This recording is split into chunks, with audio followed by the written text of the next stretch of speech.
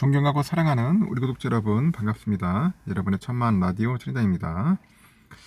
이제 장을 한번 살펴볼게요. 아침에 보니까 조금 빠지는 것 같은 느낌이 들다가 다시 또 약간 반등하는 또 느낌이 있어요. 하여튼 지금 강한 그런 저항이 있는지 계속 현재 보니까 보합권에서 놀고 있습니다. 계속 왔다리 갔다리 하고 있어요. 0.07% 현재 오르고 있는데 개인들이 1386억, 외국인들이 784억 정도 매도를 하고 있고요. 기관애들이 2224억 정도를 사고 있습니다. 코스피 상위 종목 쭉 보니까 LG엔솔 0.3%, 삼바 0.1, SDI 0.1, 현대차 0.3, 기아 1.9 이렇게 오르고 있네요. 현재 카카오 0.1% 오르고 있고 삼성전자는 0.6% 빠지네요. 하이닉스 1% 빠지고 있고 LG화학 0.2, 우선지 0.1, 네이버 0.3, 포스콜딩스 0.4% 이렇게 빠지고 있습니다. 흐름이 그리 강하진 않고 약간 비실비실 됩니다. 코스닥은 838.13, 0.55% 오르고 있고 개인들이 1428억 정도 매수하고 있고요. 그리고 외국인 1032억, 기관이 341억 정도 매도를 하고 있습니다.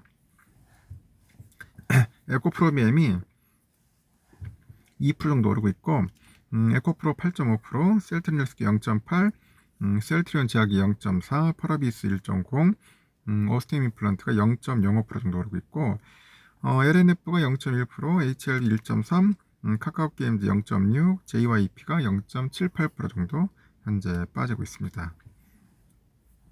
오른 종목도 있고 다른 종목도 있는데 오늘은 다시 또 에코프로 시리즈가 다시 또 발동이 걸렸어요. 지금 보니까 또 신나게 오르고 있다 보시면 되고요. 금리가 기술주를 밀어내기 시작했다 그런 이야기입니다. 금리가 은행주 위기에 따른 반사 이익을 누리던 나스닥의 그 성장주들이 금리 상승의 압력을 또 느끼기 시작했다 그런 겁니다.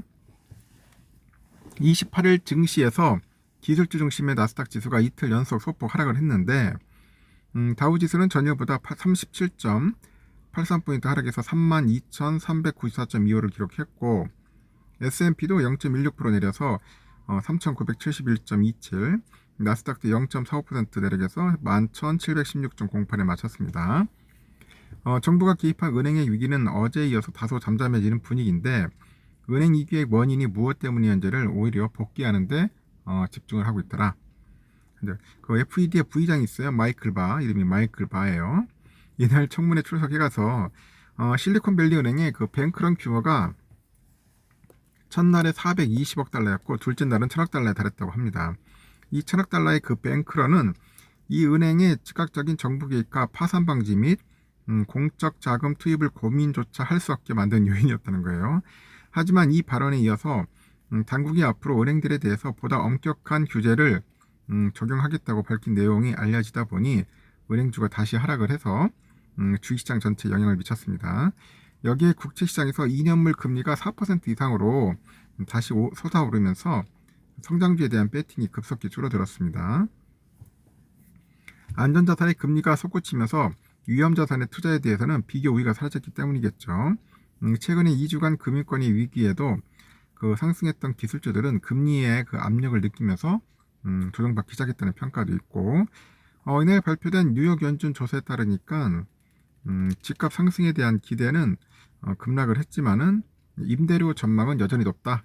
내년 주택 가격이 상승할 것이라는 전망은 2014년 이후 가장 낮은 2.6%에 그쳤고 하지만 임대료 부담은 내년에 8.2% 상승할 것으로 예상이 돼서 아직까지도 여전히 남아있다는 것이 확인이 됐어요.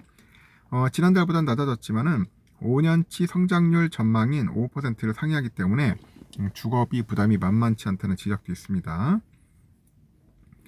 그 고금리 정책의 영향에 따라서 모기지 금리도 내년에 8.4%, 3년 내내 8.8%로 계속 상승할 것으로 주택 소유주들은 예상을 하고 금리가 쉽게 떨어지지 않고 있어가지고 하여튼 리파이낸싱에 대한 기대치는 4.4%로 지난해 보다도 떨어졌어요. 당분간 이자에 짓눌려 살아야 한다는 의미죠. 그 화요일 발표된 3월 그 소비자 신뢰지수가 있는데 104.2예요. 지난달보다 다소 상승을 했고 단기 전망을 측정하는 기대지수는 73, 경기 침체 기준 아래 머물러 있고요. 기대 인플레 지수는 1년치 전망으로 6.3%로 아직까지는 높은 수준이다. 이틀간 1% 안팎의 하락을 조정이라고 할 수는 없다. 그렇게 하는데 어쩌면 잠시 쉬어가는 모양새인데 오늘은 통신 서비스 주식의 지수를 붙잡았어요. 폭스코프가 2.7% 하락했고 매치그룹 2%, 빅테크 가운데 알파벳이 그 이틀 연속 1% 중반의 조정세를 보였네요. 메타 플랫폼 역시 1% 정도 소폭 하락했고, 미디어주 가운데 워런 버핏이 상장력을 보유한 그 파라마운트, 이거는 뱅크 오브 아메리카가 평가를 상향한 이후 3.13%나 상승을 해요. BOA는 파라마운트 투자 등급을 중립에서 매수로 상향했다. 그리고 중국의 알리바바는 회사를 6개의 사업 그룹으로 분할하겠다고 발표해서 14.26%나 급등을 해요. 회사는 주주 가치를 높이고 시장 경쟁력을 강화하기 위해서 분할을 결정을 했다고 합니다. 중국 정부의 과도한 내정 개입을 최소화하기 위한 조치로 읽혀지고 있고, 나스닥 조정장에도 불구하고 RBC 캐피탈이 조정받을 때마다 비중을 높이라고 조언을 해요. 은행 위기 때문에 빠졌던 자금이 돌아오고 이 대형주에 이어서 소형 기술주까지 솟구칠 가능성이 높다는 분석도 있습니다. 경제학자 그 폴 맥컬리가 연준이 은행 그 위기 여파로 곧 금리를 인하할 것이라고 전망을 하는데 CNBC에 출연해가지고 연준이 곧 다음 회의 그 5월에서는 금리 인하를 시작할 수 있고 시작해야 한다고 말을 합니다. 그는 은행 시스템의 스트레스가 이미 인플레이션 완화에 작동하고 있고 선물 가격은 중앙은행이 5월 한 2, 3일에 FOMC에서 금리를 시작할 시점을 나타난다고 분석을 합니다. 이렇게 금리 인하를 확신할 정도로 고금리가 가져올 그 경기 침체에 대한 현지 그 우려는 강하게 현재 나타나고 있다. 그렇게 보고 있는 것 같습니다. 하여튼 좀 썩 좋지 않다. UBS는 아예 그 경기 침체기에 배당주가 안전한 선택이라고 조언도 하네요.